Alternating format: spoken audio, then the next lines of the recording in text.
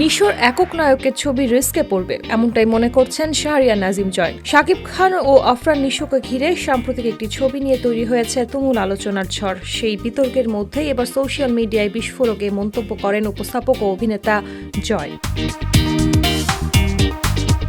শাকিব নিশোকে পাশাপাশি দেখে অনেকেই মনে করছেন দুজনের বহুদিনের দূরত্বের অবসান ঘটেছে। তবে জয় মনে করেন এটি নিছকই একটি কৌশলী পদক্ষেপ। তিনি বলেন, মনোমালিন্যের অবসর হয় না রে পাগল, সবই ব্যবসায়ীদের হাতের পুতুল। এ সময় মজা করে তিনি বলেন, যেমনি নাচাও তেমনি নাচে, পুতুলের কি দোষ। তিনি আরও লেখেন, নিশো তাণ্ডবকে এক্সট্রা মাইলেজ দেবে নিঃসন্দেহে, তবে ভবিষ্যতে তার একক নায়ক হিসেবে করা ছবিগুলো একটু ঝুঁকিতে পড়বে।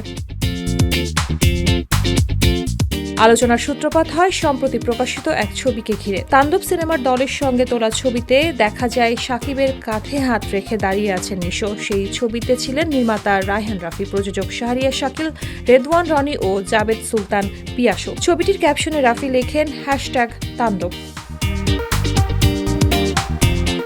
এর আগে 2023 সালে সুড়ঙ্গ সিনেমা মুক্তির পর সাক্ষাৎকারে শাকিব খানকে নিয়ে নিশোর মন্তব্য ঘিরে শুরু হয় টানাপোড়েন। এরপর থেকে দুজনকে আর একসঙ্গে দেখা যায়নি কোনো প্রজেক্টে। এদিকে রায়হান রাফির পরিচালনায় নির্মিতব্য তাণ্ডব সিনেমায় শাকিব খানের বিপরীতে আছেন সাবিলা নূর। বিশেষ চরিত্রে থাকছেন জয়া আহসান। আফরান নিশো যুক্ত হচ্ছেন সিনেমাটিতে, যদিও তার চরিত্র সম্পর্কে এখনও বিস্তারিত কিছু জানা যায়নি।